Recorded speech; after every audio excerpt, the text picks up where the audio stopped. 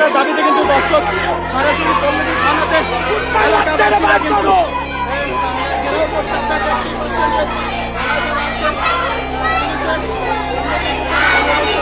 যে স্লোগানে মুখরিত হচ্ছে। একটাই দাবি তাদের, লামিসার বিচার চায় সাধারণ জনগণ, লামিসার হত্যার বিচার চাচ্ছে। আপনারা দেখতে পাচ্ছেন পুলিশের সামনে তাদের বিচারের দাবি দেখতে পাচ্ছেন।